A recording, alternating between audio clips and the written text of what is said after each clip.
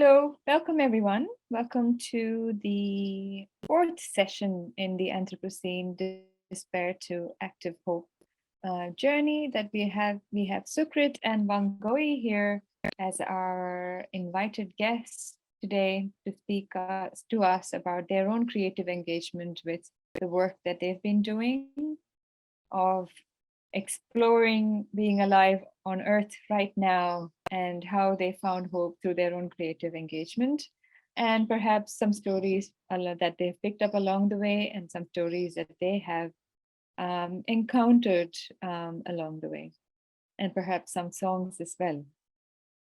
So before we get into the conversation, I would like to introduce the both of them. I'm going to read out their bios here, just so that you get an idea of the diverse worlds from which they come from and such a depth of experience that they bring with them. So Sukrit Sen is a heritage and disaster management professional during the day and a musician by night. He has been associated with the Indian classical music for over 2 decades and has collaborated with various artists and performed all around the globe. Primarily trained in the tabla, he also plays many other folk percussion instruments such as the shrikol, morsing, ghatam, kanchira, mridangam, djembe, kajon, etc. Apart from live concerts, he has also designed music for several theatre acts and has been a part of a number of background movie scores for the Bengali film industry. As part of his organization, the Living Waters Museum, he has been working around water and its association with music for a couple of years. And he has been working with students in India and the US to look at the role of music and creative arts in advocating climate action. Welcome, Sukrit. Thank you so much. Absolute pleasure and honor to be here.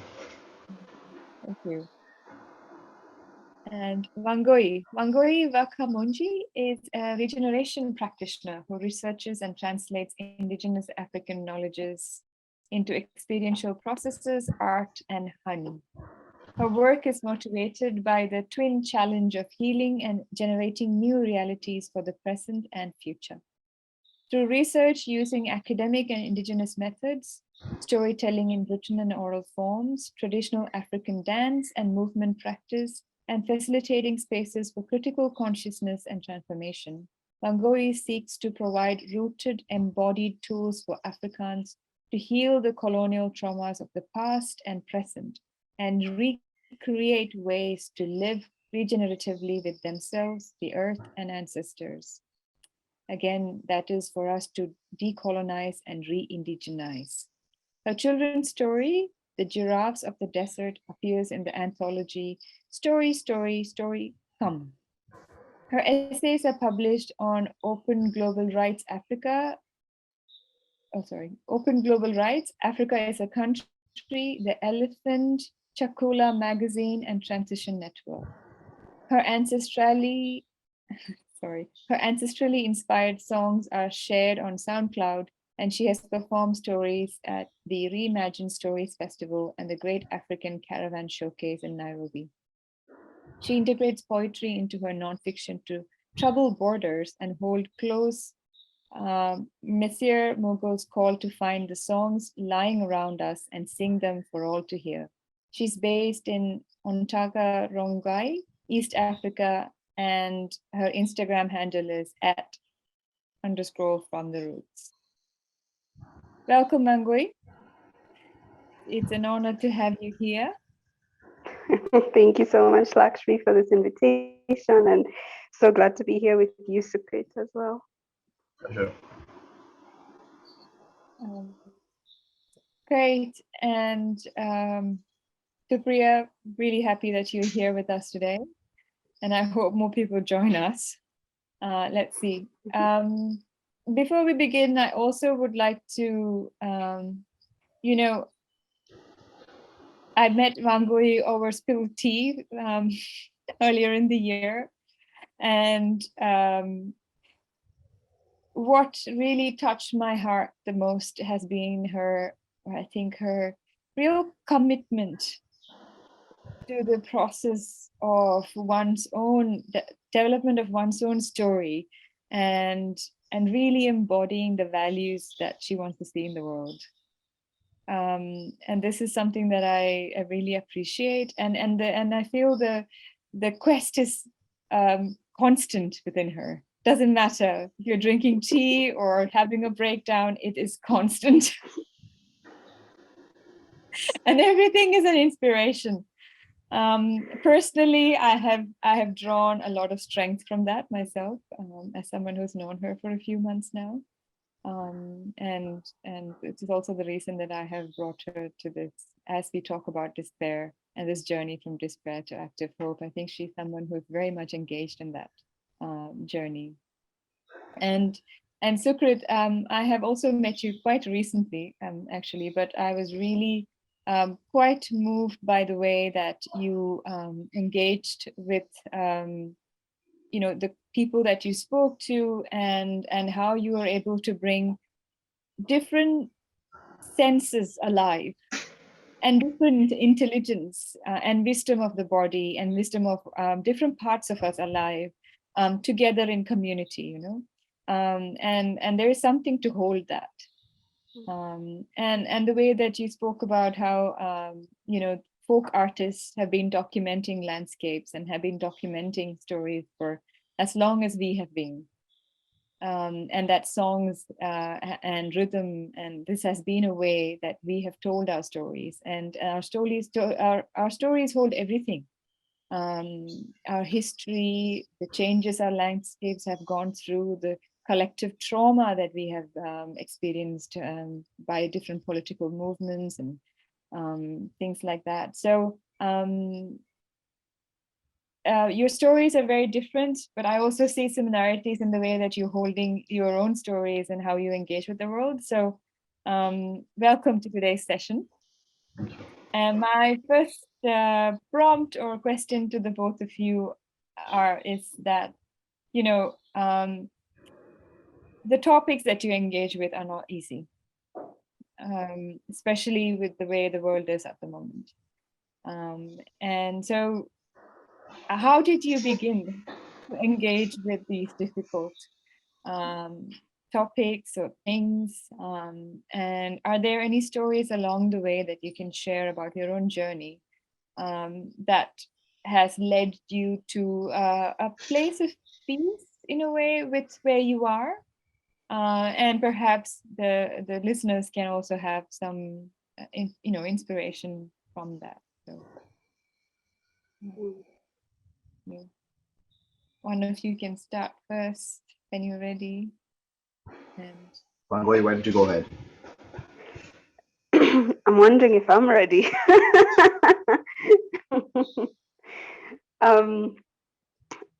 How did I begin engaging? I think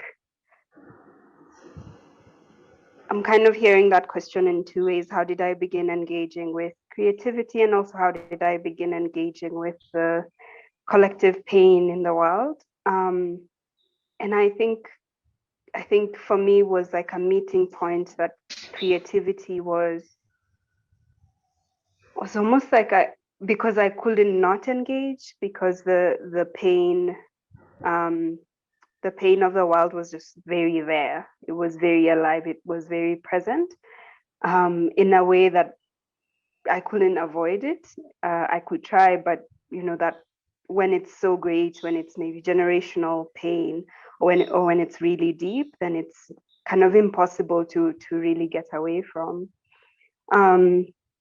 So I'm thinking in particular, for example, how I came to start writing poetry was after something really momentous in my life had happened, and I took refuge in poetry, and then kept writing.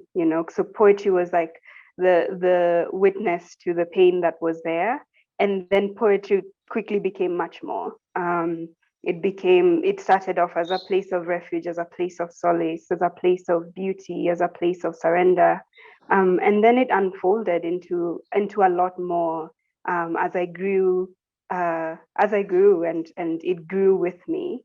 And it grew to become like a tool that I could use then to also witness other things, witness more collective pain or witness more collective histories and tell those stories as well.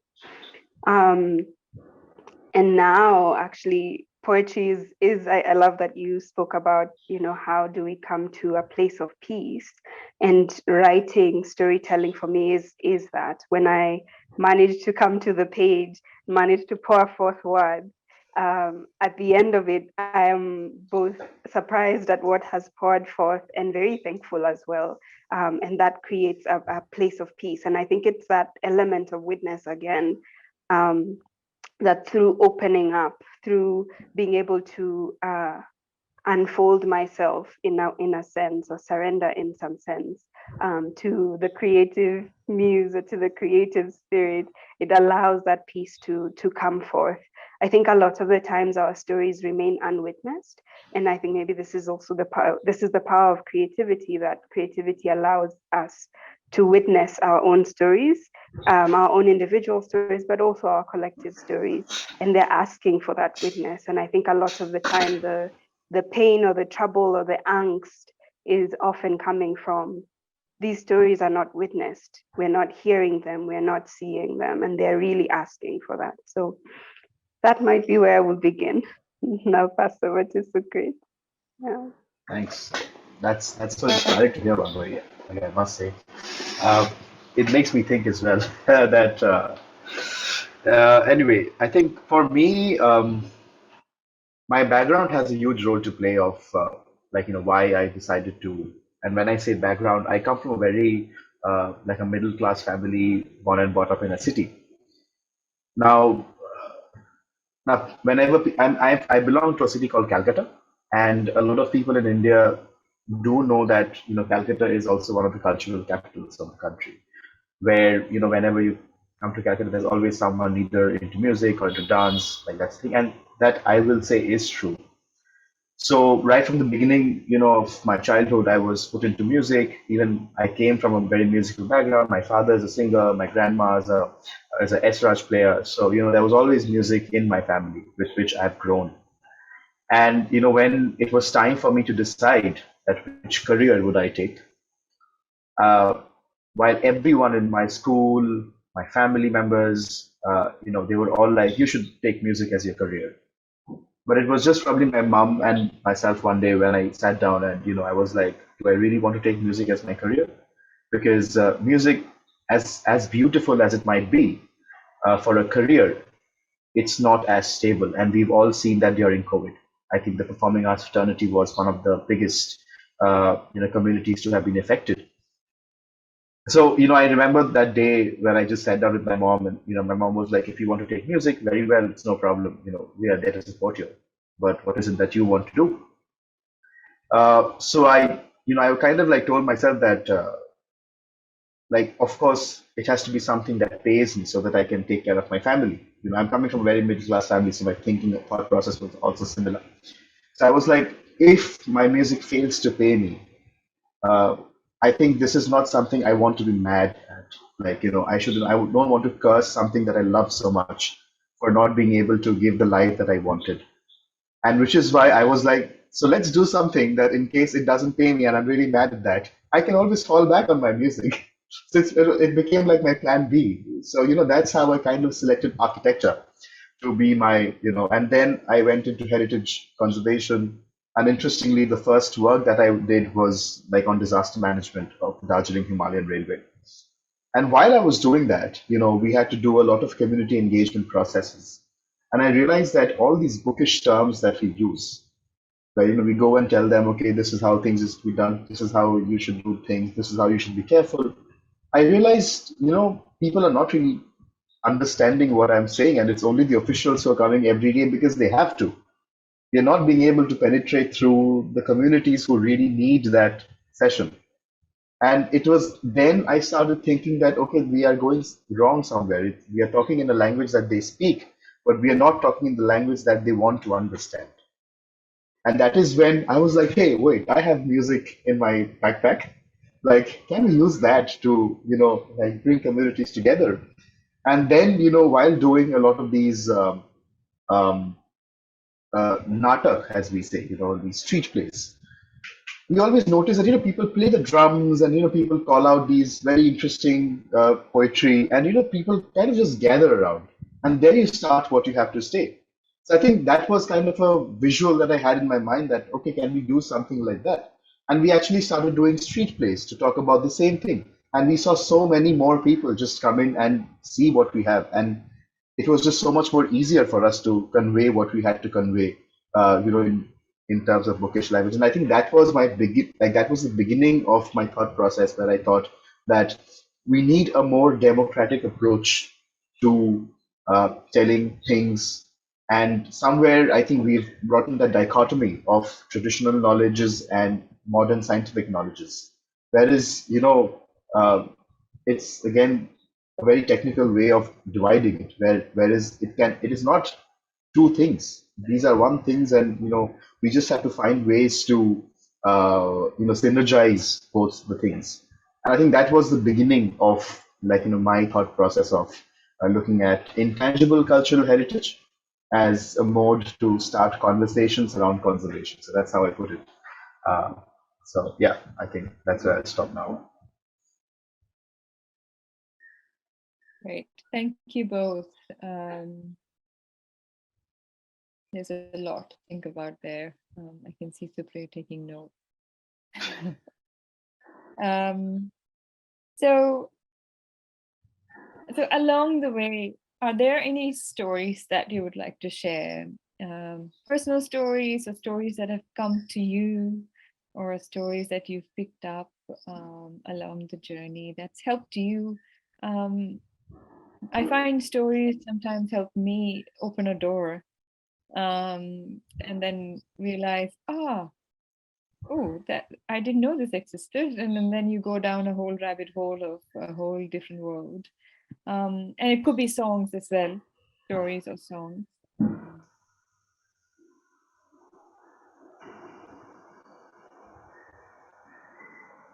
Andre, would you want to go ahead, or should I?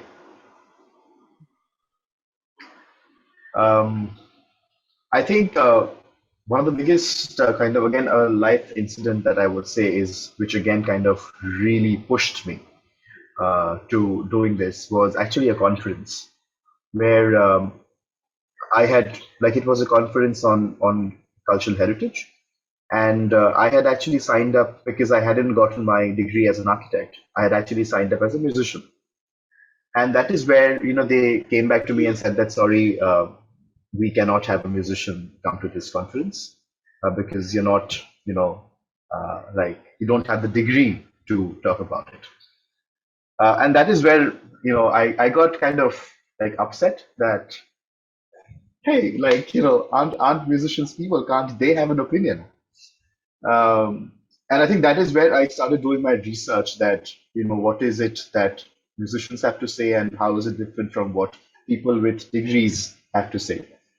And that is where I realized that if we talk about, for example, something like climate change, and this is a very interesting story, actually. I was working in the Sundarbans, and during this recent cyclone that happened. So I was in Sundarbans for some relief work, and I was in collaboration with this singer who's a Bhatiyali singer. And after doing, we would always discuss these things of how the cyclones are really coming more often nowadays than it would come back in the days. And so that is when the concept of climate change came up with them. I was wary of using the word climate change, because thinking that these are very rural people, they have their own ways of saying. But they very nicely put it of how the rivers have changed directions, how now times they would expect rains is not the same time they were getting the rains nowadays. The plant growing patterns, they are changing. And then he suddenly said that we have songs on this. We've been, like, for example, songs that we would compose back in the days. If we say that the river would be very, very flowing in a very uniform manner back in the days, probably if that was a song composed in 1870s, it's not how we compose songs right now. And now we compose songs as we don't know how the rivers will go. So we let the rivers take its own direction. So that's a very personal attachment with the river that they have. But I was like, yes, Like, but this is also documentation. So now that I come to the word documentation, I think this is where the confidence, comes in. Um, like when we say that we're documenting a building, we talk about the qualities of the building, we talk about its color, we talk about its texture, we talk about how big the building is, we talk about what the surrounding of the building is, and then I kind of compared that to a song. And I remember, when we go to classes, our Indian classical classes, our gurus always tell us that when you're singing, imagine that you're actually painting a picture with your song. So if there's a person sitting in front of you who's blind, he or she should be able to visualize that aspect, and that thing should come out from your voice. So that is the power of music, that is there. So if you permit me, I'm going to maybe sing a few verses just to give you an example of how that is done. Um, so in India, any beginning would have a religious stotram, which is like considered holy, considered positive. So I'm actually going to sing a song, like Lakshmi already mentioned, that my research has been on water songs, and I've been kind of documenting songs around water for a very long time and looking at different relationships that people have tried to build with those songs that they have written. Um, and I will come to another aspect of literature review that's also a very academic term, and how musicians have used it very beautifully in their songs. I'll come to that later. But before that, I'm just going to sing just a few verses on the river Ganga, because Ganga is like the ultimate river. And whenever people talk about any river in India, Ganga is the first thing that comes to our mind. So yeah, so I'm going to start off with traditional stotram on the river Ganga, and I'm going to translate that for you. And then I'm going to go to a small song that talks about how the Ganga flows and what is the beauty of this river. So here it goes. Devi Sureshwari Bhagavati Gange त्रिभुवन तारिणी करल तरंगे शंकर मौली विहरी विमले मम मतिरस्तम तव पद कमले मम मतिरस्तम तव पद कमले. Now, this is just a piece of the entire stotra that I'm saying, which translates to um, I bow to you, Goddess Ganga, the supreme deity of Devas, Sureshwari, the ultimate goddess, Bhagavati, savior of the three worlds, Tribhuvandas, who is pure and restless with her waves. O the one who resides and flows from Lord Shiva's head, the pure one, let my mind always remain on your lotus-like feet.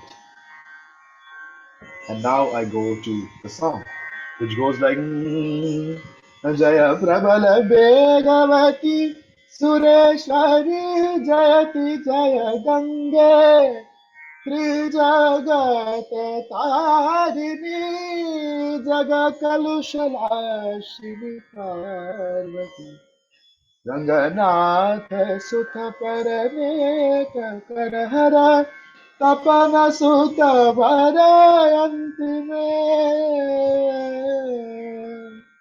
Jaya Prabala Begavati Sureshwari Jayati Jaya Gange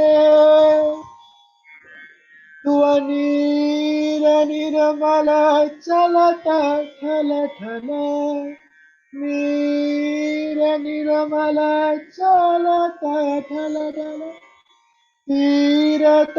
Tayati Shobhini Naganandini Ithe Makara Dinakara Chandramadam Dehi pad Yugadhagar Jaya Prabala Begavati Sureshwari Jayati Jaya Gange. So that was a song, and I would just like to kind of focus on these two lines. "Tua neera niramala chalata dhala dhala." So how, in the song you kind of give that bounce that the river is facing. Well, it comes from, a high elevation, and then "Tua neera niramala" to a plain land, you know. So uh, so these are the kind of things that as vocalists we would learn to kind of bring in texture to our song, to really tell that if the water is flowing from a mountainous region to a plain, like what is the way it would flow and how can we express that through our voice. So this was just a small example, and I hope you all enjoyed it.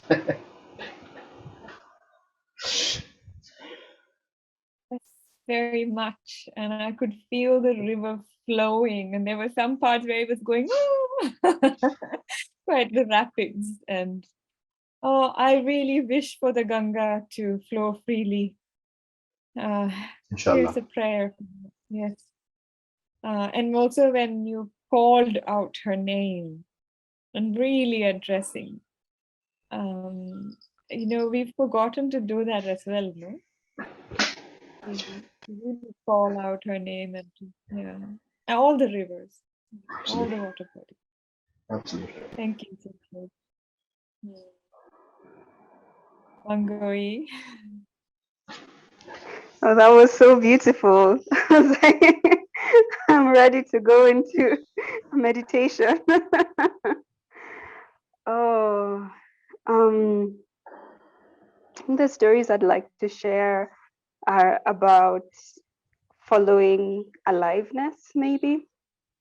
I talked earlier about how I came to start writing poetry, and how poetry was like this witness in a time of turbulence. But the origin actually of how I came to write poetry was that one day in high school, my English teacher actually was one of our very first classes when I had just begun high school. He came to class and said, "Well, it's Valentine's Day almost, and so I want you all to write a love poem." And I was just like, one, what is a poem? And two, a love poem. So it was very new, but this thing of like this teacher had just faith in this class that he's asking us to write a love poem and we will write a love poem.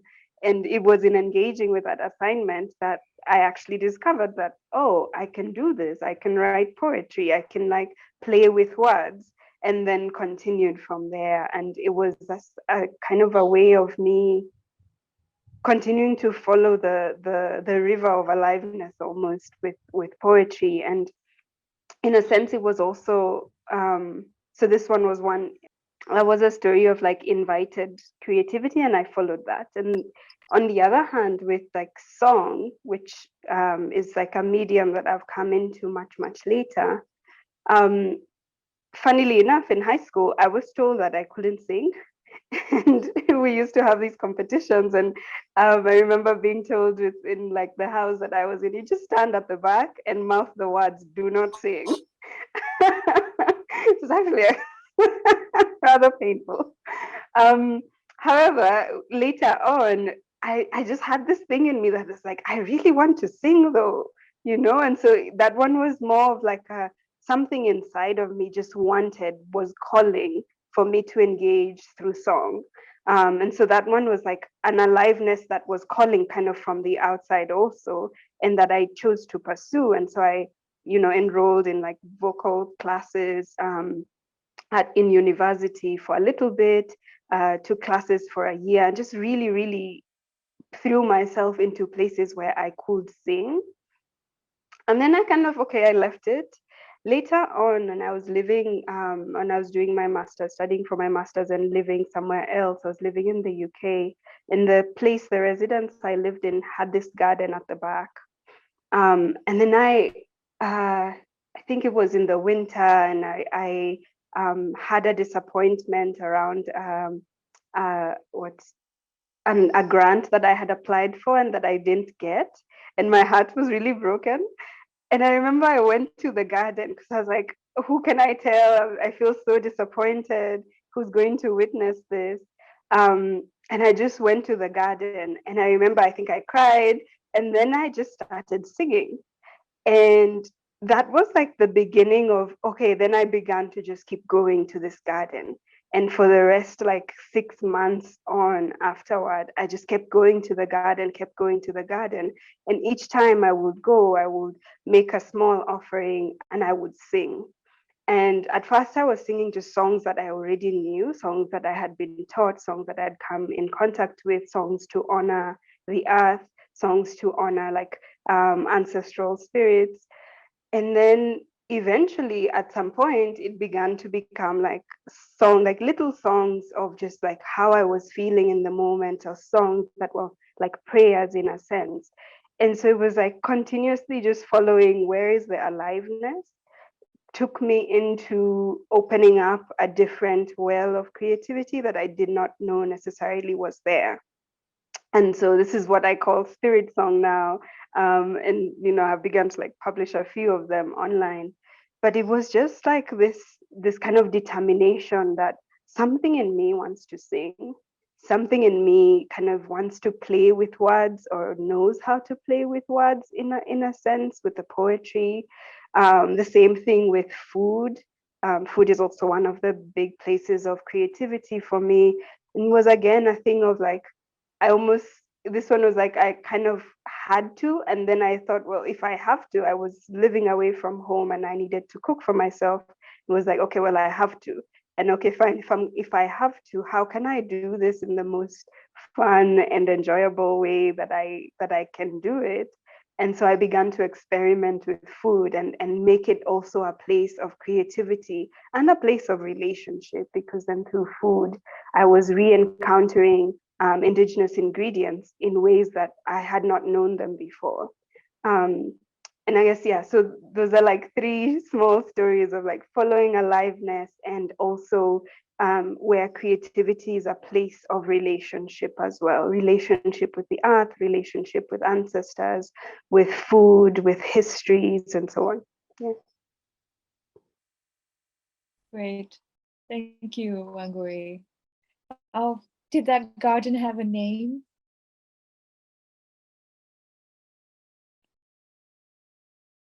I actually think it did. It was like a student garden. It might have been called the Bentham Garden. But I loved it because it was like kind of overrun and wild. It wasn't like a prim and proper garden, which for me also really helped, because it was like the earth is just doing what the earth wants to do over here.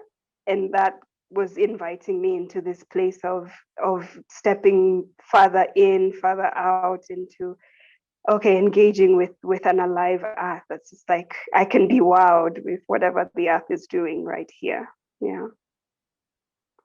Beautiful.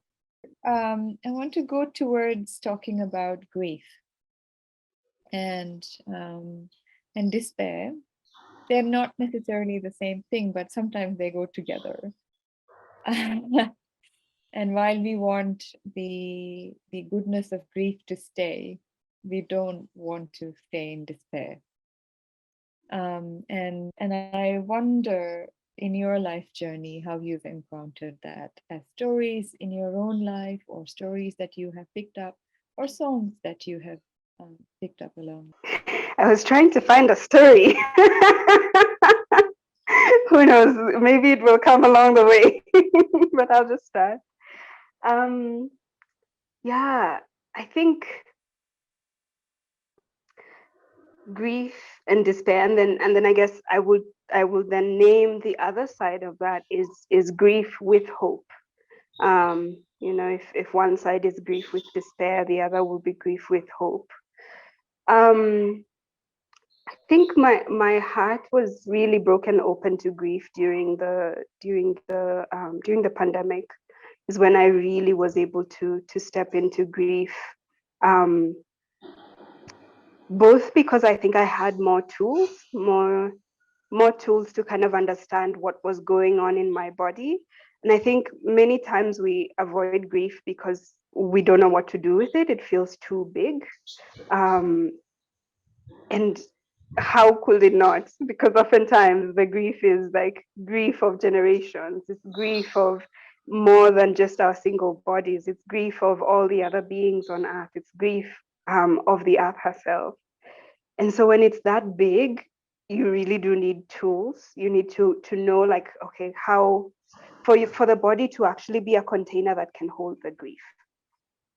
And so I think I've only been able to step into grief that was hopeful once I had a few of these tools to be able to actually hold my body and to have that trust that the grief would not, because the thing I always used to fear was, if I step into this just feels like an abyss. It feels like a huge dark hole, and I will go in and I will never ever come back out, and I will disappear when I step in. That was always my fear, and it was like a really deeply existential fear. And for me, what has supported the hope, so that was like the fear of the despair.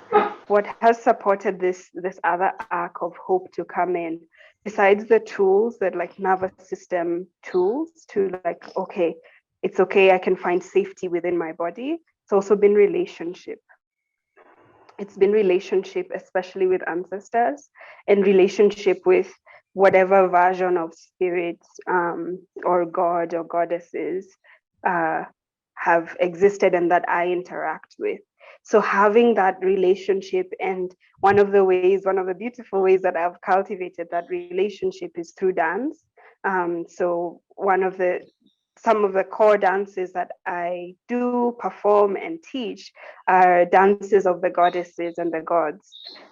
These are goddesses and gods that are coming out of largely West African traditions, both in the Yoruba traditions as well as in the Fawn Ewe traditions, and the ways that they exist in the diaspora, in the African diaspora. So I've had the opportunity to learn from both from dances that exist in Brazil, dances that exist in Haiti, and a few of those that exist in Cuba, having their roots in West Africa. So dance and movement has created this pathway of relationship with spirit, with ancestors that I can reach for when I'm going through something difficult.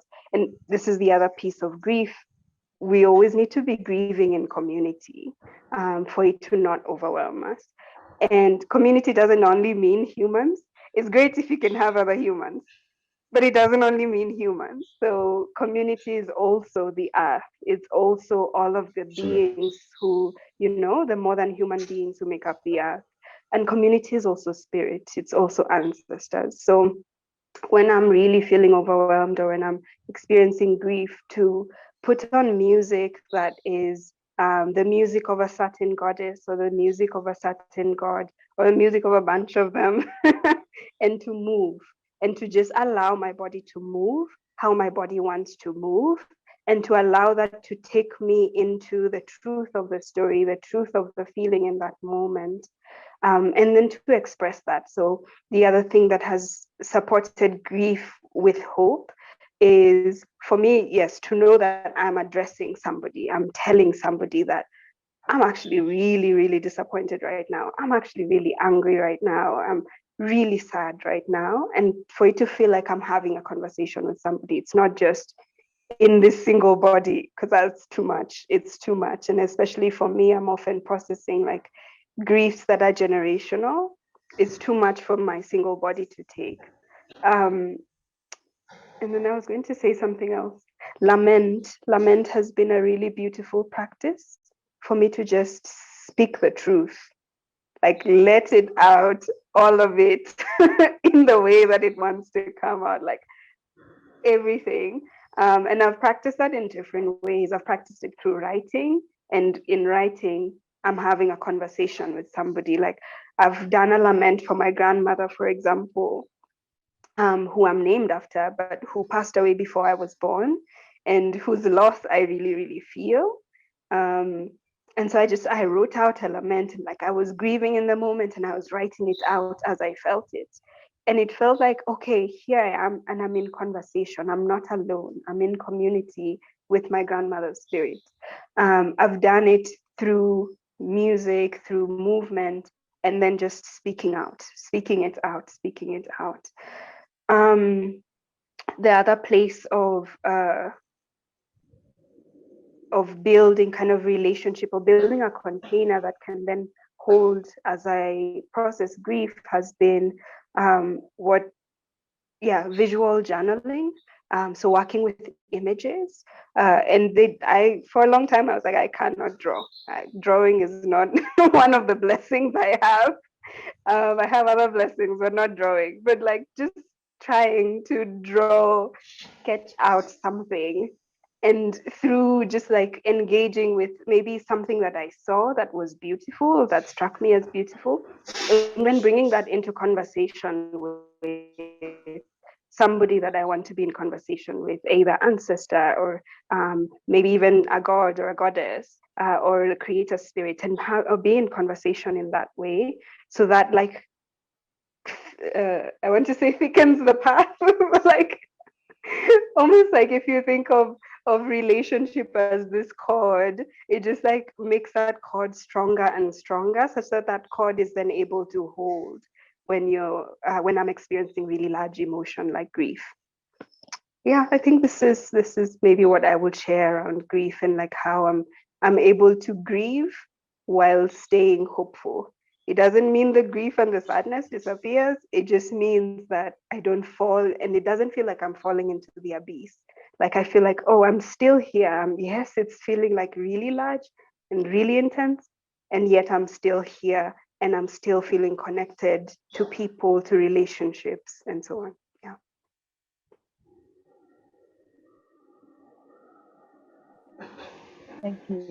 Thank you, Wangũi. That just reminded me also that when I write, if anything good comes out of me, it's often when I address somebody and I write, and some good things come. If I sit to write and I'm just writing to nobody in particular, it just does not flow.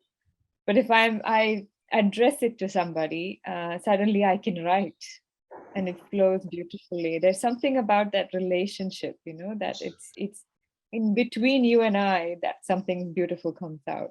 It's not from within me or within you. That's what I was reminded of. Thank you. Sukrit. Yeah. Well, I'm in a bit of a vacuum right now to talk about this, to be very honest, because I think Wangũi put it in a very nice way of how uh, like there is grief, but there's also hope.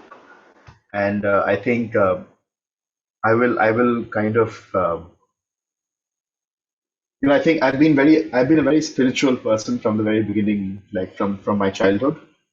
I've grown up in a very traditional and a very spiritual family myself, which is why from a very small age, I've also been able to question certain things. That if my father's spending like 2 3 hours just doing puja, why is it so? If so every morning I would actually wake up to my uncle singing hymns to the god, and it would go on for like 4 5 hours. So I would really question them that you guys are professionals, and how can you afford to spend so much time just doing puja? And there were certain things like they won't eat, and they won't they have to take a bath even in like very cold weather. They would they have to, like, they were very strict. And I think that is when I started going to an ashram where my guruji would really kind of help me out with these questions. And which is why she was like, everyone's god, everyone's devil. You just choose who you want to like see at what point of time. And I think what you have to explore is who's within you. And I think that is where, as a musician, it has really helped me, because um, what I've learned is that even if there's something to grieve about, there is always more than one things around you for which you are also thankful. know. So I think this is a practice that I always follow. And even like, like today, like, or, these days, whenever I become a little sad, I always look around, and there are things for which I'm just thankful, and I'm just suddenly the grief's gone. I'm like, I'm just thankful that I'm alive today. I have a roof on top of me. I have clothes to wear. I have food to eat. I am better than a lot more people who are out there, you know.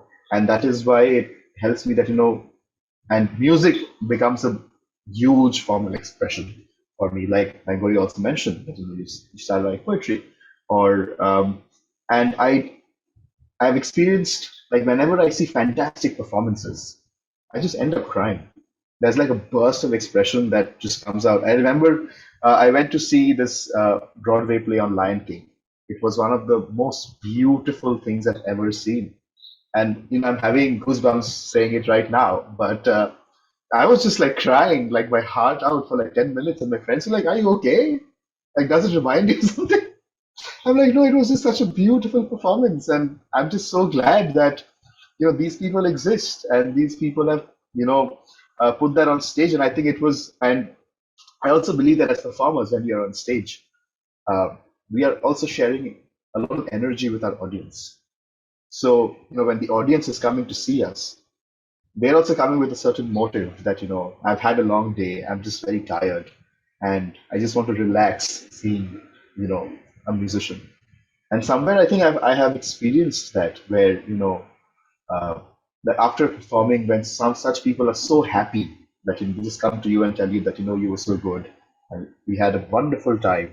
Whereas, somewhere you feel that, like, while you're like a little tired after the performance, but you also feel that, that gladness that you have, that you could make so many people happy out there.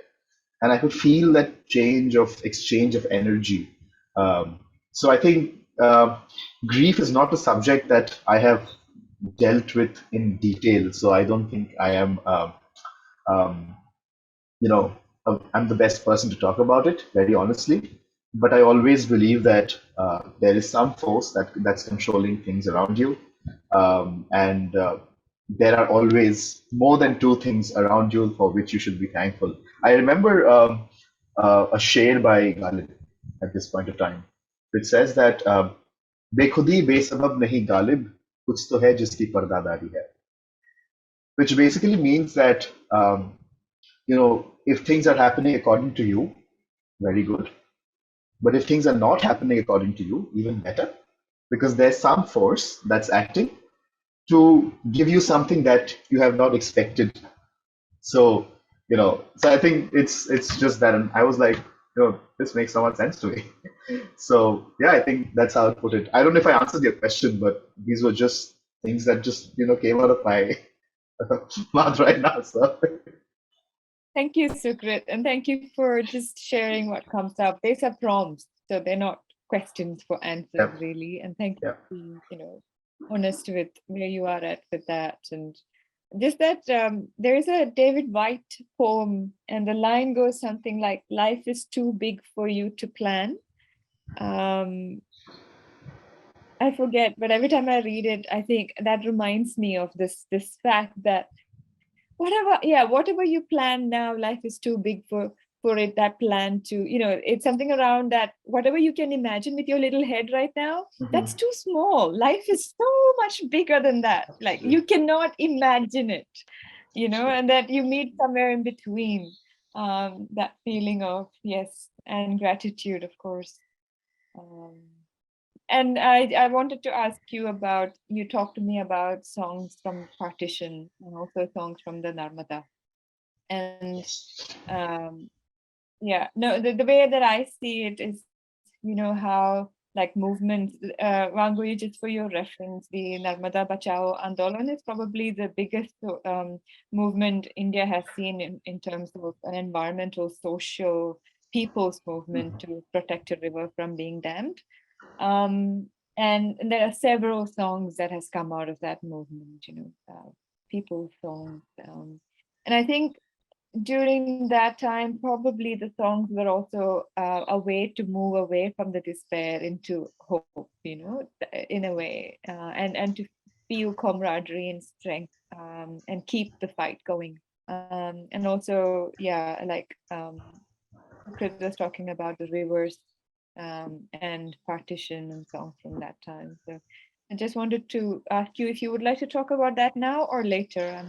Um, So since I would definitely want to talk about it, but I think on um, with the kind of conversations we're having right now, I would like to bring in another genre of music, which is that of the fishermen. It's called Bhatiyali music. Now, we have something in Bengali which is called Jowar and Bhata, which is basically high tide and low tide. And Bhati is basically low tide when when it was time for the boats to come back. So, so these were songs particularly sang by fishermen when they were on the sea. And while you talk about grief, while you talk about emptiness, I think have had conversations with these fishermen folk, and I try to understand their perspective. During COVID, I think we've all sensed a feeling of loneliness. At some point or the other, that what's going to happen now? Now that we're all stuck at homes. Some people were with family, some people were actually stuck alone. Um, and since I remember because I was in my hostel back in Ahmedabad, and I was the only one in my house. It was not an easy phase for me. So I did feel that emptiness.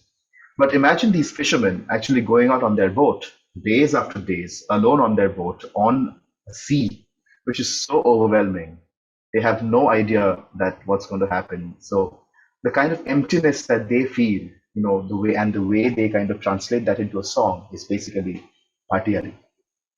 Um, so I think a lot of these mental health issues, which we talked about during COVID, of how do we cope up with this emptiness, I think has been very beautifully solved by these fishermen folk, of how they question themselves, and whatever they see, they also answer themselves. It's like those rhetorical questions, and how nature inspires them to keep going.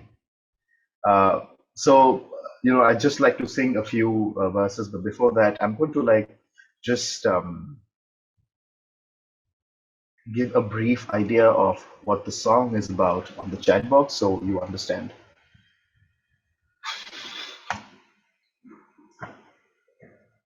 So the name of the song is Kotahe.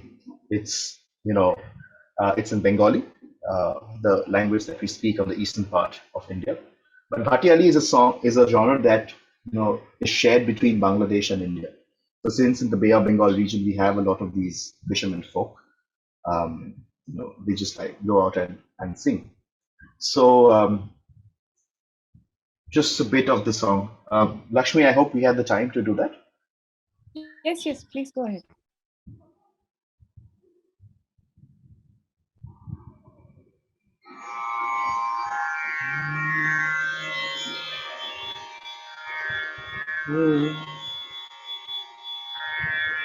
So again, just before I start, I would just like you to imagine a small wooden boat which is sailing on a huge sea with nothing around it. The fisherman has put his net into the sea, waiting for the fishes to appear, but he's still got a few hours before he pulls his net and it's time for him to go back home. So this is his feeling in between that, where his only motive is to get back home, get back to his family, and tie his boat back to the shore. So the song goes like এসে কিনারায় লাগাও দড়ি এসে কিনারায় লাগাও দড়ি কোথায়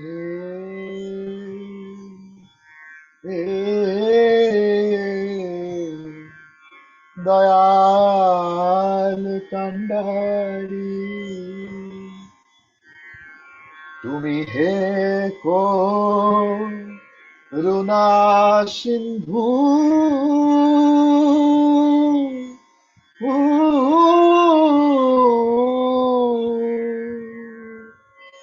অধম জনার বন্ধু দাও হে পদার বিন্দু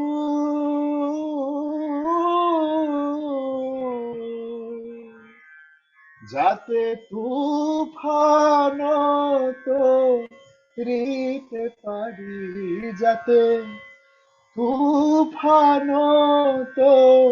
তরিতে পারি, কোথায়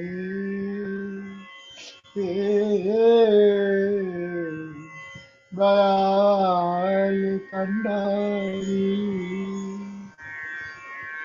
ডুবাও ভাষাও আজকে তোমার,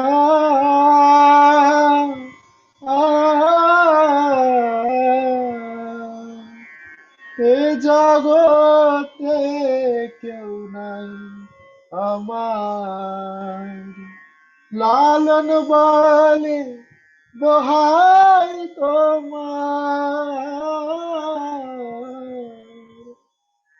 ও চরণে স্থান দাও করি, ও চরণে স্থান দাও করি, কোথায়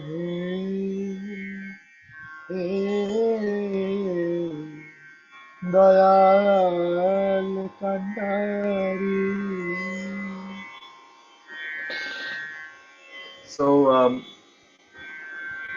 I think this is how the song goes. And you can almost imagine, a very, very calm sea where, the boats afloat. And all he has to say is that, like I mentioned, that, you are a sea of kindness. And if you can just give me one drop of it so that I can also face my life's turmoil like you face the storms. And the second paragraph that I sang, ডুবাও ভাষাও এই জগতে আমার কেউ নাই, which means like, every day I come, afloat on the sea, and you are the reason I'm alive today because you are my bread and butter. And it is because of you that I'm alive today. So I don't have anyone in my life apart from you. So please accept me for who I am and give a little bit of space in your lotus feet. That's what this song says.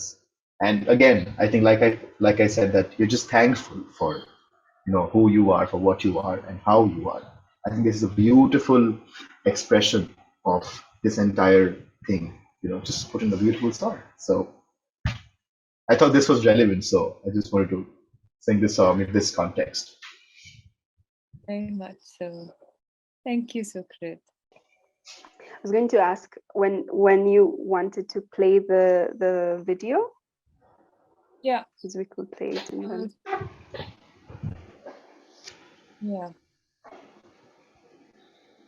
So did you want to say something about the video, and then I can play it, and then we can then talk about it as well. Just introduce it a little bit, and then I would. Okay.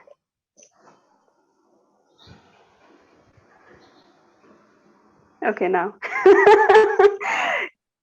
Okay, now. cool. So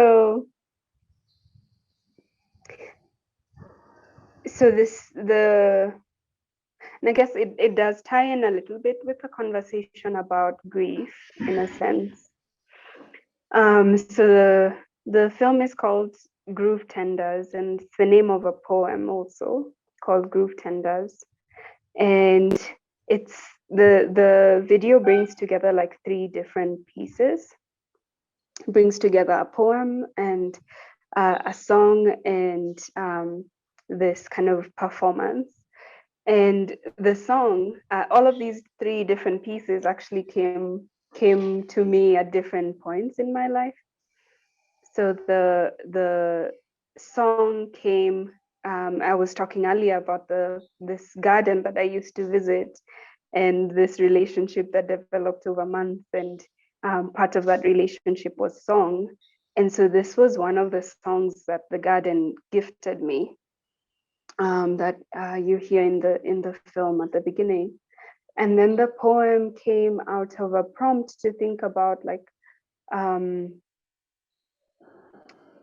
visions, what visions we have or we hold for the world. And because a lot of my work focuses on or is concerned with colonial trauma and what do we do with it, especially in my context, we haven't really dealt with it. We haven't contended with it or witnessed it adequately yet.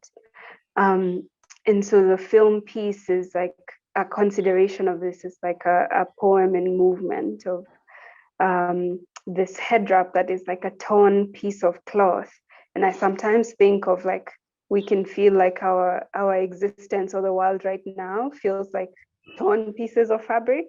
And we're like, what am I going to do with these torn pieces of fabric that I got left with? And so this is like a consideration of what can we do? What can we do with the pieces that are torn? And how can we still make beauty out of those torn pieces of fabric, make things that are whole, even if when we look at those torn pieces of fabric, they seem torn, they seem unwhole, they seem the opposite of whole. Yeah.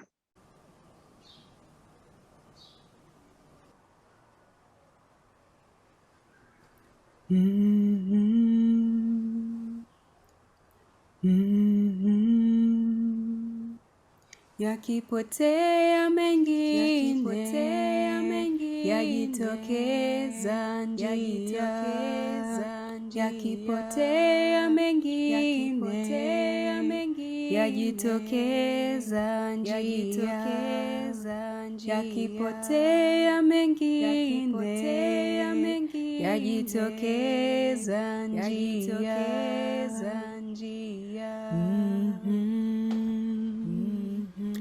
Ipo hapo, ipo hapo, ipo hapo, ipo hapo, ipo hapo, ipo hapo, ipo hapo.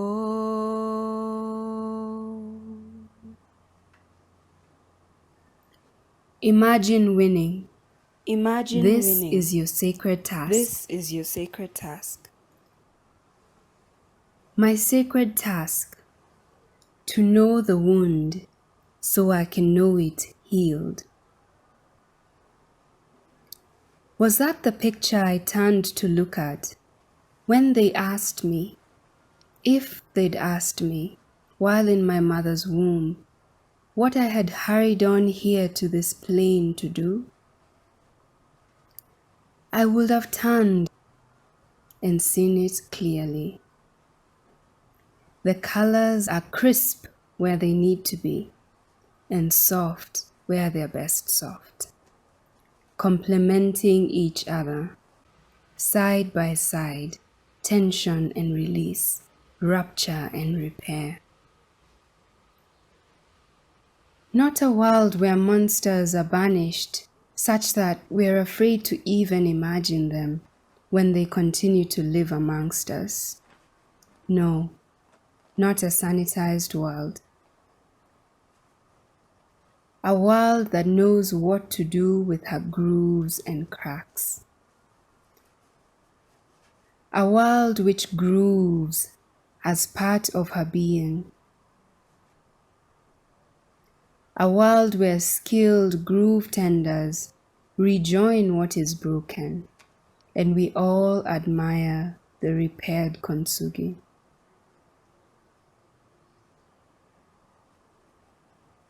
A world where all new cracks crack open our curiosity as to what new life intended to spring forth and found herself blocked perhaps. So we move the stones aside for that medicine to flow to those who need it, and no longer poison they who carried it.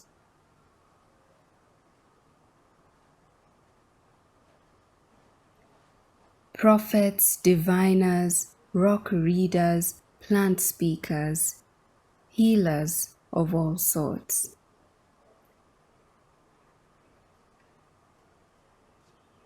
Dream catchers, song tellers, sound makers, groove artists of all kinds.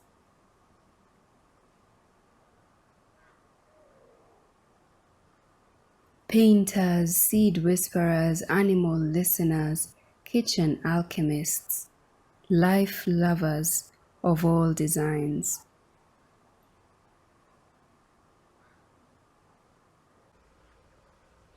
We all heal us again,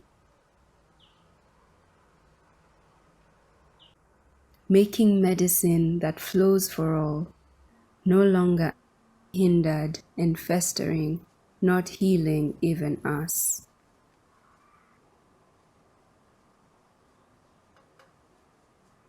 This world is not one where there is no wounding and wounds, but where wounding and wounds are not our mode of being and operation. Healing and medicine are.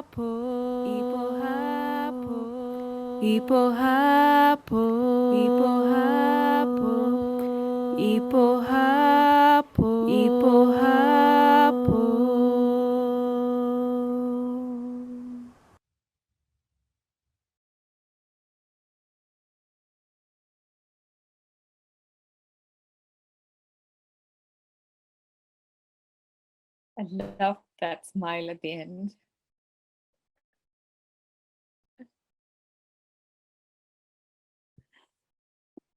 Do you want to tell us more about this, Wangũi?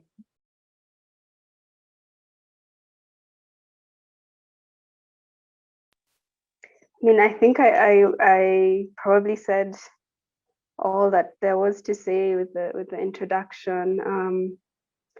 But just in listening to it again, I was noticing, you know, with this invitation to consider how creativity allows us to encounter hope, and that chant at the end of, or that kind of naming of different sorts of ways that people can come to the world in creative ways was just like, oh, okay, interesting. Like, I wonder how folks might feel like they identify, you know.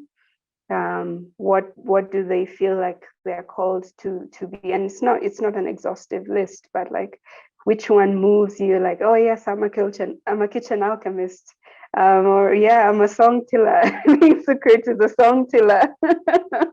And other ways, yeah, like, you know, how can we call the different ways that we engage creativity and like name them also in creative ways? It was that struck me this time listening to it, and yeah, felt like an invitation to consider how we might want to step into creativity with the world. Thank you. So I'll use this video also as a prompt when I send this video out, and I might ask that question now that you have posted to the. Thank you for sharing it. I mean, it's got very deep power to it. Also, when you talk about being in your mother's womb, there's something stirs there. There's a shift that happens, which I really, thank you. Yeah, that was really also, I work with a concept of life purpose or life path or life myth, different ways of naming it. Basically that there's a reason why we came. There's something we came to experience, explore, gift the world, receive as a gift. And I think that can also be a really potent place of hope. When we were talking earlier about grieving with hope, I think also having some sense of an awareness of what that might be, of even if we don't know what exactly it might be, that there is something, you know, that there's something that I came here to do, or that invited me to this world, and that also for me is like a place of hope, especially and this is something I've had to cultivate for myself as well, to come to it not from a sense of duty, because it can feel very heavy when it feels like you came here to do something, you must do it, but more from a sense of love, of, oh, I came here to experience something, and I'm bringing something that this world also wants to find out from me, or to, you know, to receive from me. And if I come to it from a place of love, then it feels easier, and then it can be a source of hope as well. Yeah, thank you. I'm also a believer of the fact that we've come here for something. And I also, what helped me is to think that, oh, and I've come with people, Mm. you know, and that people that I have encountered in my life are also part of that. And that really shifts how you see relationships, sometimes the most difficult ones. Like, you know, what lies here? What pact did we make? But something that I do with my. Sukrit, did you want to share something? Just about the. I think um, with with artists trying to reinvent themselves in with now, like nowadays so many artists doing so many things. Um, I think this movie was so simple. It's just a part of life, and yet such a very such a deep emotion was just transferred from Wangui to everyone who saw it. Was I think the most beautiful part of it. I think that was my takeaway from this video, that uh, there is beauty in simple things too. So we don't need to make things complicated for no reason. So I think that was my takeaway, and it was beautiful. Thank you for sharing that, Wangui. Thank you. So I had one last prompt, and this is about the next generation, about children. And I know, Sukrit, you work a lot with young people, and Wangui, you've written a story for young people, and I wonder how is it that you find that that space. For example, I find it very difficult with the work that I do to engage with young, really the young ones, because I find it difficult to talk about what's happening in the world without breaking down and scaring them. And often at times when I've actually been very surprised by their ability to see things for what they are. But it's more like I lack the capacity to do that. But you've both found a way to communicate and hold space for that future for them. So I just would like to hear something about that. Wangui? Oh, feel free to start, Sukrit, on this Oh, one. okay, I sure, think this is the sure, place where you have much, sure, much more experience. sure. Um, I personally love working with children because, like you mentioned, it's a challenge, to work with children and really make them understand of what's happening in the world. And I think the most beautiful part about being children is that you have aspirations. That every child, I think, wants to become like someone or wants to do things that a certain someone does. And particularly in today's generation, when everyone is trying to be quote unquote cool, uh, there are certain definitions that children are put in mind because of the exposure to social media. You know, we just need to break that and say that, what if we did it this way? Can we be cool? Is the question that I ask students themselves. That, for example, when I go to teach in schools, or when I, at least in Calcutta, I always take my cycle along with me. And then my students are coming in cars and having trouble finding parking, but I always get priority parking just by reaching 5 minutes before the class starts, because I'm on a cycle. It takes negligible space. I also get to exercise, and guess what, I haven't contributed to the carbon footprint. So these are the kind of questions I try to raise, that it's difficult, yes, in a city like Calcutta, where we don't have cycling lanes or not, things like that. It's difficult, definitely, but it's not impossible. Moreover, if we talk about recycle, reuse, reduce, we talk about these 3 Rs. But what we often forget to tell children is that, can we also refuse? Can we do without an extra piece of clothing during the festival? can we do without, an extra plastic that we take from the market? So I think these are questions that I raise to the children. And I agree with you, Lakshmi. Most of the time they're like, oh, you're just like kidding me. That's not impossible. How can you cycle like from this place to there? How can you like, I need my plastic, I need my mobile phones, I need my new piece of clothing. And that is where we need to be like, so if, for example, if I'm talking about water footprints, and I tell them, guess what, the pair of jeans that you're wearing has taken up almost 15,000 liters of water from its production. And then I explain to them that, this is the process. So do we stop wearing jeans? Do we stop wearing clothes because it has great water footprint? Do we stop traveling because, it has carbon footprint and things like that? No, we cannot do that. But so that is my approach of doing things is let's celebrate it. Let's celebrate what we have and let's be cautious of what we are using. So while we were buying 5 pieces of clothing, can we actually end up buying 1 and give the rest of the 4 to someone who needs it more than us? And that is where music comes in.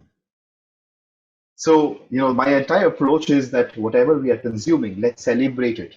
And let's celebrate in a way that we have enough for our future generations. And that is where I do things with water and, I play them. I try to make music out of it. Just a small example of, when you're filling a bottle of water.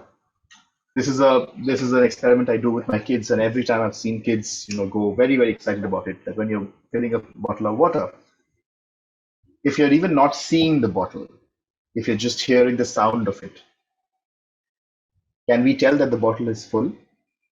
And all the students, keep their eyes closed and they're like, oh yeah, we can do it. And that is where I kind of tell my students, okay, what have we learned today? That we have to, open up our 5 senses and we have to be more aware of what's happening. Even if we can't see the water being full, we can hear the water being full. And I basically ask my students to just observe things that are happening around you. And I think that's enough for a student. As a teacher, I cannot go and tell a student, stop doing this, stop doing that, don't do this, stop drinking water. That's impossible. But all I ask my students is to observe more and to use your 5 senses a little more. And I think students come up with great ideas after that. They come up and tell me that, okay, we were doing these problem solving solutions. I was like, okay, you can't come in a cycle. Okay, fine. What are the other ways of coming? And the student said, I can come in a bus. That way, a lot of people can come in and we have less space. Then we find out ideas of what we can do with water. And, people just came up with very innovative ideas themselves. And the fact that they go back home thinking is exactly my takeaway. That, you don't need to like stop doing things. You just like think about it. And that's enough for, for you at this point. When you grow up, even I don't think when I was a kid, I don't think I would have ever thought that I'm going to like cycle away everywhere I want to go, or I don't want that extra piece of t-shirt. You only get that sense once you're a little matured. But if you just think about it right now. So another activity that I do with these students is I go to these ghats in Calcutta and we clean up plastic. So ghats are a very, very ghats for Wangũi.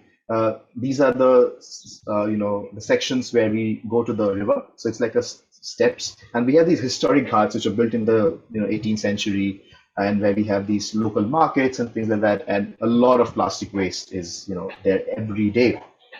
So with students, what I do is I'm just like we're going to like you have your environmental clubs. So can we go and clear plastic? So everyone has the idea that we're going to have sticks and we're going to pick up plastic that way. But no, we give them gloves, and the entire idea is we need to pick up the plastics ourselves and put it in the dustbin. Now, I do tell them that this is not a solution, because if we come back an hour later, we will probably have the same space in the same position again. But what we are doing here is making ourselves aware. And we remember the next time we throw a piece of plastic out there, this is what we had to go through, we pick it up with our own hands. And I have seen change in students themselves. So I think it's very important for students to see and experience. While we teach a lot of things in class, it is difficult for students to visualize what's happening. If we talk about climate change, it's a slow disaster. And if we like tell them, you're in your apartment, what was the last cyclone like? Everyone was like, oh, we got a holiday, and there was good winds. So we just sat back at home and we enjoyed a Netflix movie. That's the experience they have. And if we suddenly go and tell them that, climate change is swelling the world, they will not be able to relate. So we will have to actually take them to these places and give them the experience of what's happening, which is why one of our projects that we're doing from Living Waters Museum is a culmination of the rural and the city children. We are actually taking our students from the city to the Sundarbans to actually see what life is like there. And their first observation was like, there is no network here. People have so much more time. That was the first observation that students had, that my phone has no network. I don't have internet.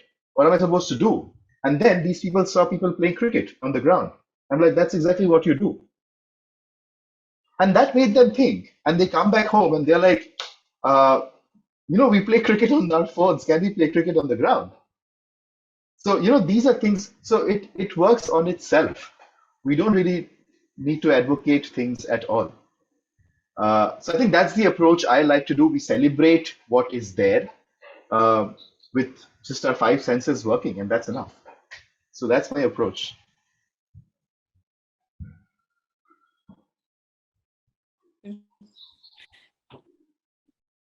Share. That was so wonderful. I was taking notes.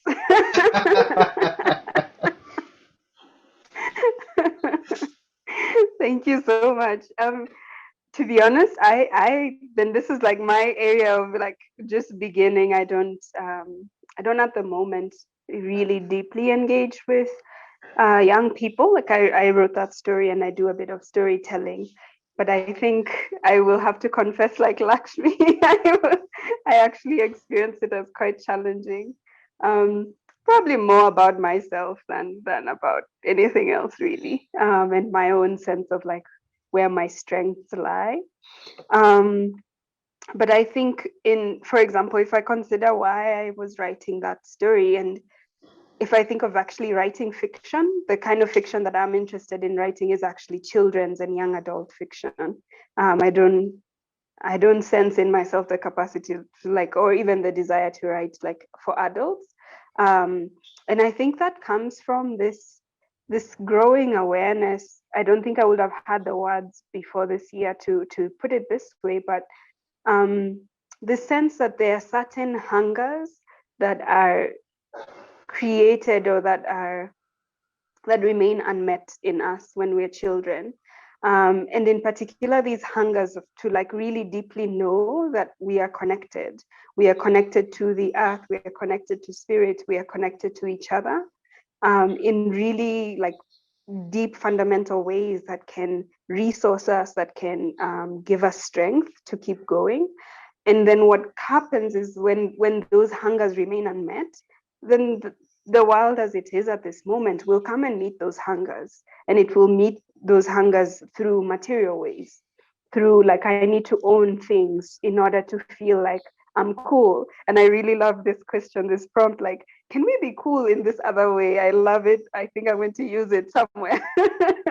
That you are offering, Sukrit, like, because then we're trying to meet those hungers ourselves through, being on the phone all the time, or through like movies, through clothing, through whatnots, and it's really to try and meet these deeper needs, these really fundamental needs. So I think with where I come from with wanting to write stories for children and for young adults is to help give them like some sense of like an origin story that can actually hold them, that can actually really meet those deeper layers of like, at the core, who am I? Am I held? Do I belong somewhere? Am I worthy? Do I have respect in this world? Do I have dignity in this world? And to notice just the ways in which so much of the capitalist or the modernist world does not meet those, or tries to meet those desires with material things and with a sense of like just consume more, and keeps the hunger alive. It never really satisfies it. So I think my hope is to try and find ways of really deeply satisfying those places in people, and especially in young kids. When you're trying to do it as an adult, it actually takes so much longer. And I think if you can meet children or you can meet younger people when they're still young and give them that sense of like a stable foundation, then at least there's like something for them to stand on and a place for them to feel like, oh yes, now I can engage with the world. I don't need all of these other things to kind of, make up for the deficiencies or the hungers that I feel. Yeah. Absolutely. Thank you. Mm. And I think a lot of us have, as adults, been trying to, explore that path ourselves and have had to reinvent the wheel so many times. And, and I guess it's each one's journey, but I really appreciate that effort, Wangui. I cannot even think of doing that, so that's where my question was coming from. It's this real appreciation as well. And Sukrit, yeah, I have so much appreciation for people who do work with children and engage with this very difficult topic that is so abstract, that feels to be so draining and heavy, especially like taking them to the Sundarbans and witnessing what's happening there. It's the Sundarbans, Wangui, is a particular ecological sensitive area with mangroves and villages, and you're nodding, so I'm thinking that you know. Amitav Ghosh taught me about the Sundarbans. Yes, Hungry Pride. Yes. A beautiful book. Yeah. So so thank you for that. And I think some of the listeners might really resonate with what you both spoke to. They're very different, but addressing the same question. Just wanted to ask Supriya. Supriya, did you have any comments, questions for Sukrit or Wangui, or for the both of them? Now would be a good time to ask. Thank you. It was beautiful listening to both of you. I have one question each for both of you. Maybe for Sukrit first. I really appreciate that you are documenting the water songs of the people and their relationship. And I personally believe that there's a lot of wisdom in our traditional songs, and which has been passed on as oral heritage, especially that you mentioned the intangible cultural heritage part of it. So in that process, it's very different from the typical documentation that the Western and the British system has taught us, especially which is true even today in the conservation world, following the Western model. How do we bring in that sensitivity, or that I believe we have to change as a person to even listen to those songs and understand them. Unless you transform yourself, you may not really.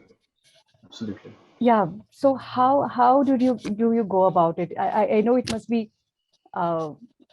many a times a very difficult process. So first, to just build a rapport with the community, the bhatialis that you were mentioning, but while you were singing, I felt as if you were really part of that. So it's beautiful that you really possibly ingrained the whole notions that they have around those songs. So just wanted to listen about how your approach to it.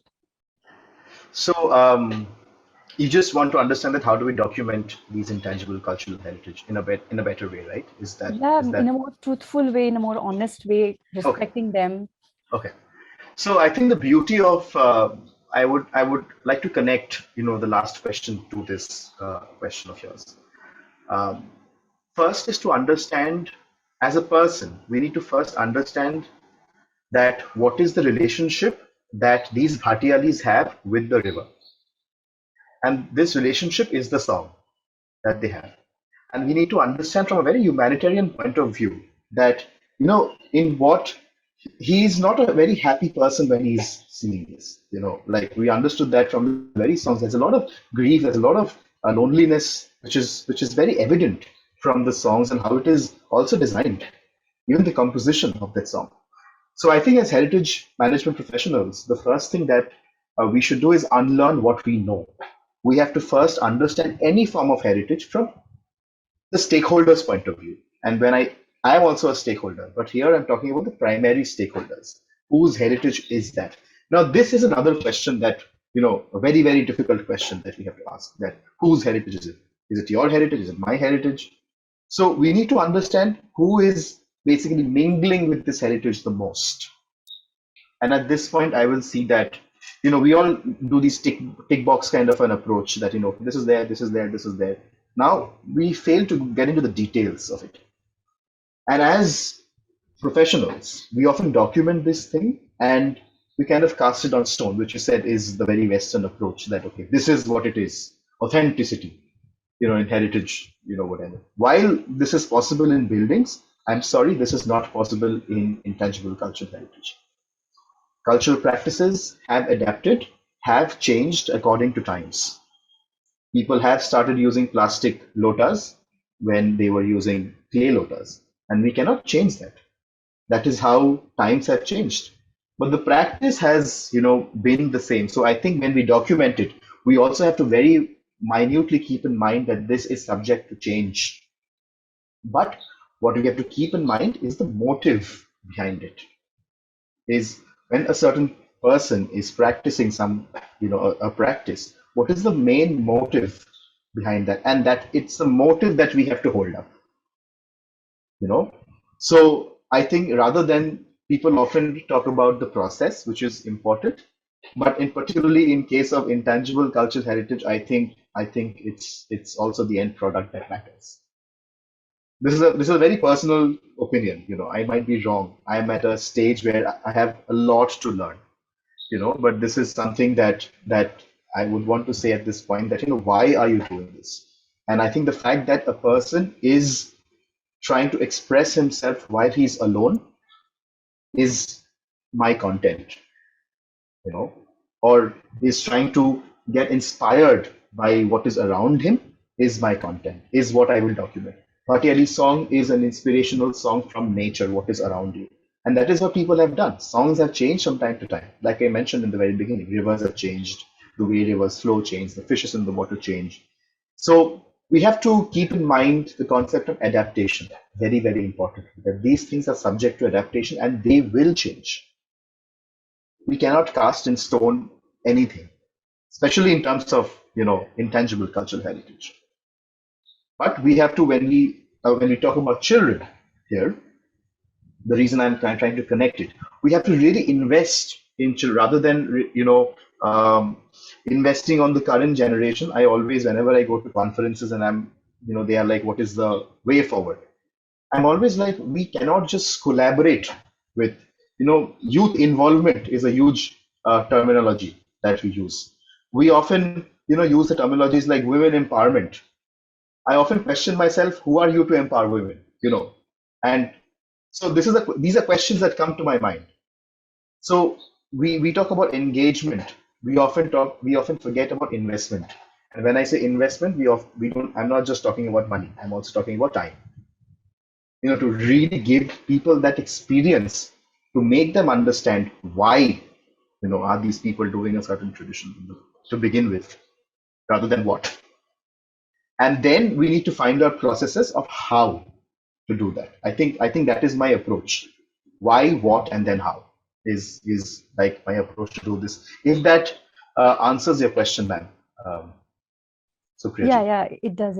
And does music also come to help when you can go beyond the language and the other barriers? Absolutely. Because that's like a universal language in itself. Absolutely. I think the main reason why I chose this as a medium of conversing was because as a heritage professional, I realized, again, from a very limited experience that I have right now. I'm a young professional. I'm just going in the field, but whenever I've gone to conferences, I've always seen the same old people coming back. And I used to go and ask my professor, like my Guruji in the field of heritage. I'm like, these people already know what we are talking about, and why are we only talking to these people? Why aren't the citizens of the of the country, like in the city, coming and talking to us? Why aren't the people who write their names of their lovers on their heritage buildings, why aren't they coming to listen to us? They are the ones who should hear that we are not supposed to, write inscriptions. People who are listening to us are people who are in the field, and they know that, we are not supposed to write. And I think that is where I started the concept that we need to change our process. That, we need to look at songs, we need to look at street plays, we need to look at dramas, movies, to involve a larger crowd. And this is where the concept of celebrations comes in. I think once we understand through these aspects, through these forms of art, which very beautifully expresses why that person is doing it. When we hear that Bhatti Ali song, I was very, very clear that, what was that mindset behind that person when that person composed that particular song. Or when a person did a particular painting, what was the reason behind doing that painting? When Wangũi showed that movie of hers, I think she had a very, very deep reason why she did that. So I think particularly for students, it's important to understand that why first, and then question themselves that what are they doing in life. So I'm trying to link both the questions, together. That it's also a way of documentation that how I'm perceiving what is being practiced. And then, so music really helps because it's cool. And if I go and tell them I'm going to give you a lecture on heritage conservation, okay, some people will think, the first benchers will be like, okay, we should go for extra credits. But the moment you say, this guy's going to come and, he's going to perform for you, the last benchers will be like, okay, entertainment, let's go. Let's listen to this person. But you actually end up giving them a huge lecture on, on current affairs in a very, very cool manner is what I say. And they also take up the tradition as well. So, on one way, we get to make people listen to songs they would never listen to, and also make them think that, while I was sad and, I opened up an application and I was just scrolling through it aimlessly, I could have probably written a song, So I think, that's the thing. So it's difficult, but again, it's not impossible.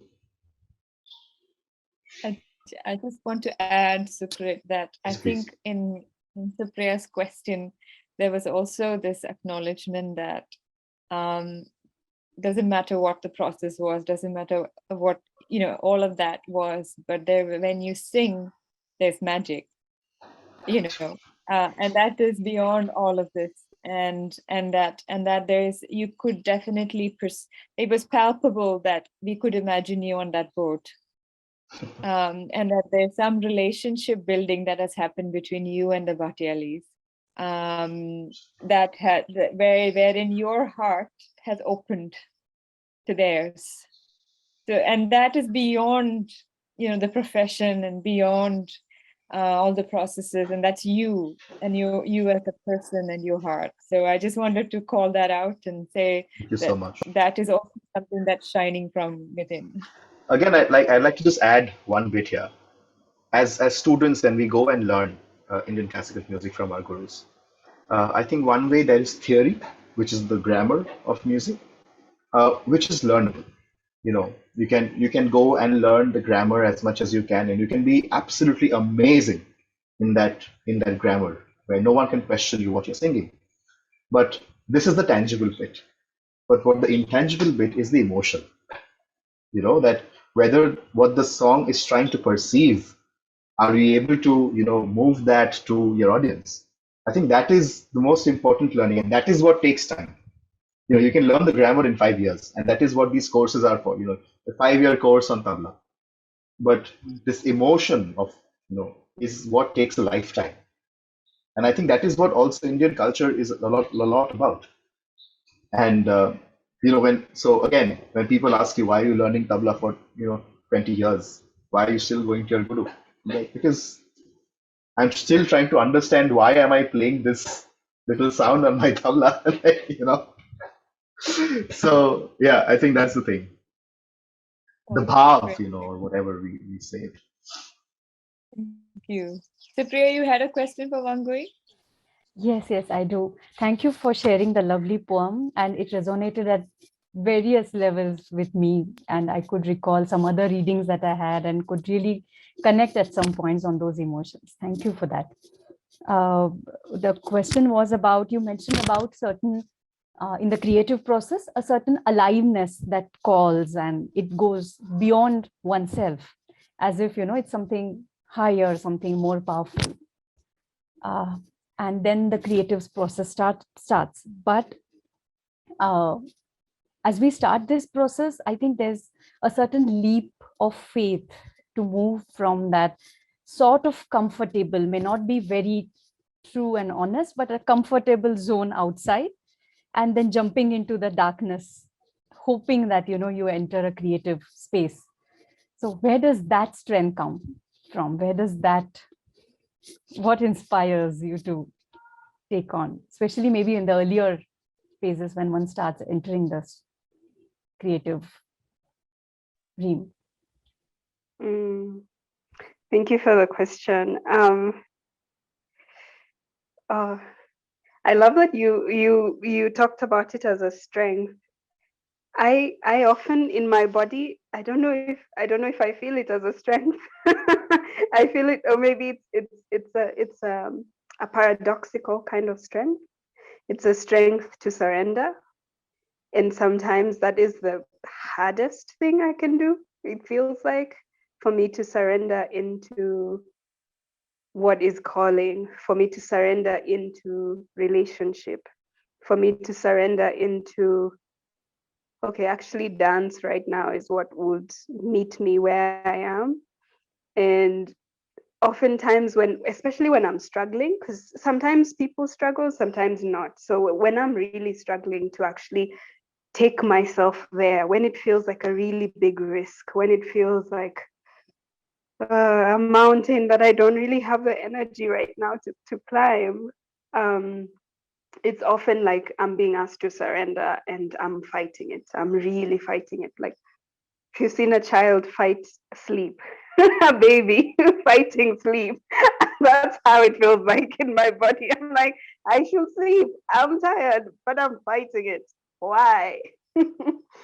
And I don't know if I have solved if I have solved the like, okay, what is the solution for, like, except to actually surrender. It might take me a long time, but eventually I do. And sometimes some of the things that maybe help a little is to acknowledge that actually right now I'm struggling to surrender.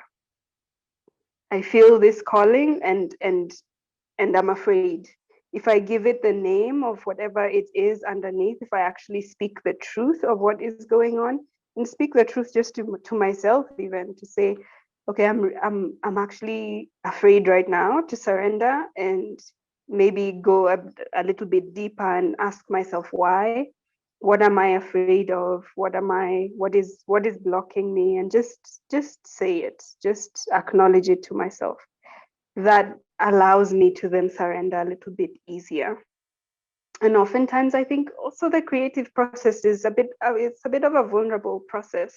I like how Lakshmi, you were talking about, like, that the beauty emerges in the relationship between myself and another being in conversation, being in relationship.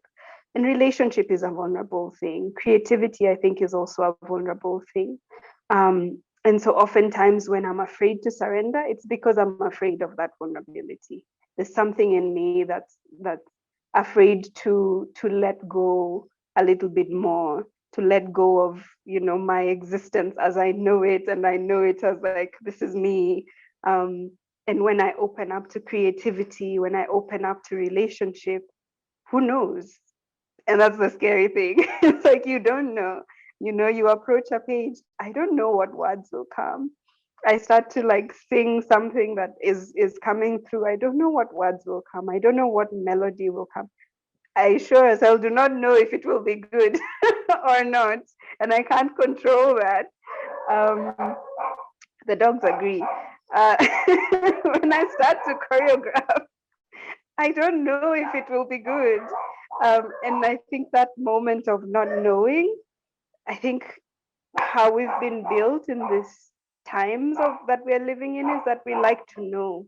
And not knowing is really, really, it's really distressing. I can feel it in my body. And so cultivating that ability to just be honest and say, really right now I'm afraid. Really right now I'm terrified. Really right now, there's fear. And this fear feels like this in my body. And then it loosens its hold. It loosens its hold, and then I'm a little bit more able to then go, to allow myself to surrender, to allow myself to, let's see, let's see what the page will do, when I meet it. Let's see what this song is trying to do. Let's see what this like collage thing that I'm playing with over here wants to be. But I feel like I need to do that tending, that bit of self-compassion of, okay, yes, there's fear, and there's very many good reasons why there's fear, and it's okay. Maybe that is what I would say in response to that. And I also just wanted to comment, I think on what Sukrit was sharing, is to also just uplift this place of practice and the practice that lives in the body. And I think that like you are really showing that with the songs, there's a way of documenting that is like, let's record it on a tape recorder and then put it in the archives. That's not what you're doing. These songs are now in your body, and then you're constantly in practice with them, constantly singing, constantly sharing them. And there's a place of doing that I think also in response to this other question, Supriya, is that it makes it a little bit easier. It doesn't take away the difficulty. It just makes it a little bit easier, because then I have the memory of, okay, and last time I was able to take myself there and it was fine. I didn't disappear. There was actually some kind of beauty that happened, and we celebrated it, and other people were also there and they celebrated it. And so it gives it a little bit more of like, okay, a little bit easier each time when you practice to keep taking yourself there, to keep encountering that vulnerability and not run away from it. Yeah. Thank you. That was beautiful. Thank you. Thanks, Wangũi. Also reminded me of this, we're all scared of being seen as well. And that fear comes from many places. And one place it comes from is actually getting killed for being seen. And many artists and healers and doulas and the alternate people actually have been killed for showing themselves. So, and I think, and we have inherited that fear for good reason, to survive. And it helps me to remember that and to honor it and say that, but not today. I can be seen today. But I feel that. I feel the fear of so many before me. And I feel the loss that it has brought.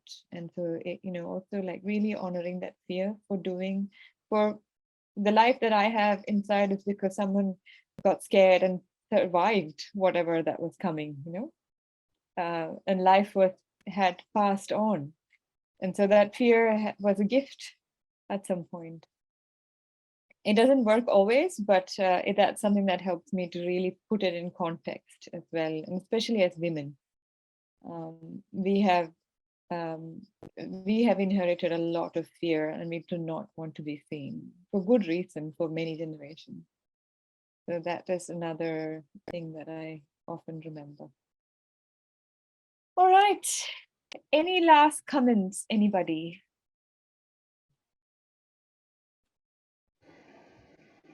We're going away with a lot of thoughts, a lot of food for thought, like you mentioned at the beginning. Thank you, Sukrit. A few more song lines maybe as we close from either of you who feels like called for. Wangũi should sing something. Just a request. Oh, She hasn't sang. I sang in the film. Maybe my final thoughts though will be just, my heart is so full, from song, from story, from new meeting places with new thoughts, new ideas, new questions, and just really grateful, really heartful from all that has been shared. I will sing a very short thing,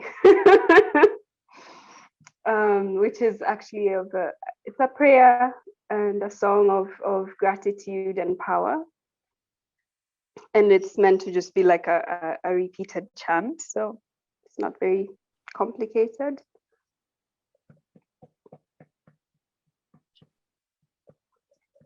Ashe, Ashe Oleng, Ashe, Ashe Oleng, Ashe, Ashe Oleng, Ashe. Ashe, Ashe Oleng, Ashe, Ashe Oleng, Ashe, Ashe Oleng, Ashe. Ashe, Ashe Oleng, Ashe, Ashe Oleng, Ashe, Ashe Oleng, Ashe, Ashe Oleng, Ashe, Ashe Oleng, Ashe. Ashe, Ashe, Ashe. Ashe, Ashe Oleng, Ashe, Ashe Oleng, Ashe, Ashe Oleng, Ashe, Ashe Oleng, Ashe. Thank you, in power and in gratitude. Thank you. And thank you for today, Sukrit and Wangũi. Thank you for sharing from your hearts and really being open and honest and sharing your gifts. And just I feel nourished and inspired. And I wish you all the best because the journey's only begun. See you. Thanks. Bye. Take care. Bye, all of you. Be well.